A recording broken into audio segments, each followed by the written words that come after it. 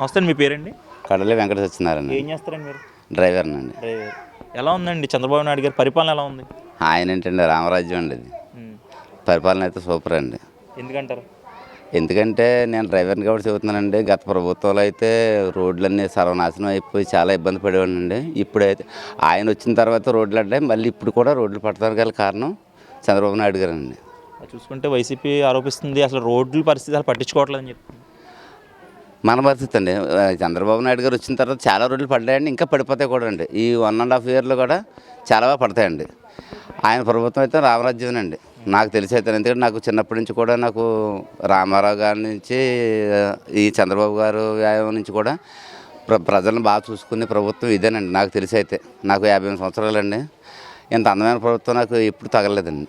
మరి చూసుకుంటే ఈ 6 నెలల్లో కూడా ప్రజలు పూర్తిగా మోసం చేసింది కూటమి ప్రభుత్వం అని చెప్పి వైసీపీ ఆరోపిస్తుంది.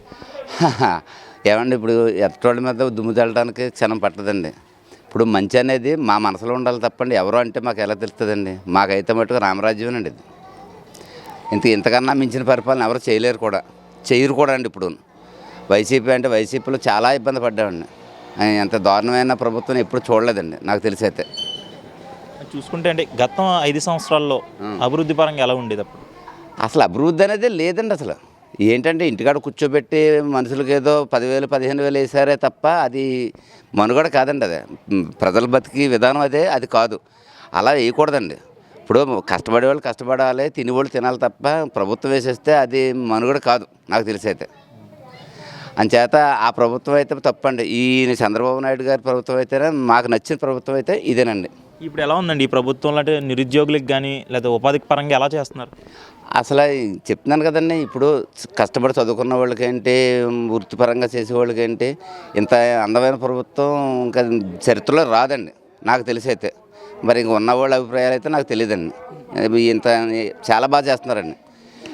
ఒకవేళ కొంత లేట్ అవుతే లేట్ అవ్వచ్చు, ఒక 6 మాసాలు లేట్ అవ్వచ్చు, సంవత్సరం లేట్ అవ్వచ్చు, కానీ ఇంత రామరాజ్యం మటుకైతే రాదండి.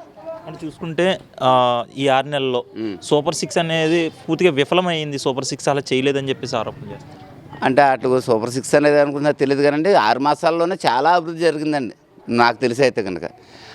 మరి ఆరోపించే వాళ్ళు ఎంత తప్పున్నా ఆరోపిస్తారు, ఇంత బాగా మంచి చేసినా కూడా ఆరోపిస్తారండి.